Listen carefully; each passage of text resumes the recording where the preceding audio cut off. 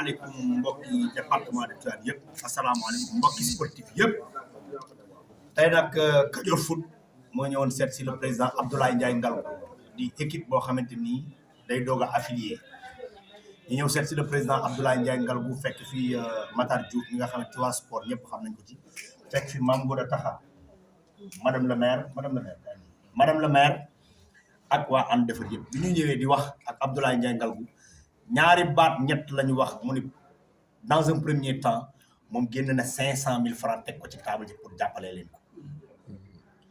man nag olof dafa wax ni lu amul seede baaxul démb ak tey moom barki Seydina Mouhamad Abdoulaye ngalgou singili na 500 000 francs xeef ak xib mu génn téeméeri junni Kajoor foot maay wax ak yéen je suis le plus grand communicateur traditionnel du département de Tivaouane maa koy waxal sama bopp li ma gis masuma koo gis ñëw ngeen fi ngeen war a ñëw wax ngeen ak ki ngeen war a waxal mooy Abdoulaye ngalgou yow xam nga maa ngi ñëw bokk fi ñuy liggéey yow xam nga ma sama bokkum géwél barke Seydina Mouhamad képp kuy dof lu bën bu gër Abdoulaye ngalgou bala ngaa génn di nga wax lu set téeméeri junni baa ngi ne Matar Diouf la 470 480 490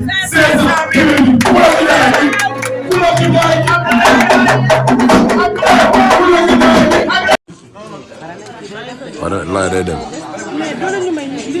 ñaar fukki junni ci Abdoulaye ngalgou li ngeen teew. waaw mais loolu yoonu laay nekku ci. ñeent fukki junni ci li ngeen waaye da ngeen di déglu nag. oui après loolu si entre nous ñooy réunir pour wax lii ak loolu yoonu laay newu ci loolu c'est pas que laay day fàtte loolu. juróom benn fukki junni ca li ngeen ya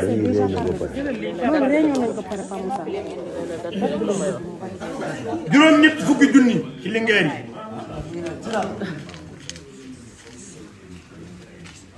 téeméeri junni ci li ngeen yi barki Seydina Mouhamad bu téeméer amoon jom barki alxuraan ko fu mu la seen day daw Abdoulaye ngalgou baa ngi ngay def million. sama may ku njëkk téeméeri junni sama may ku njëkk téeméeri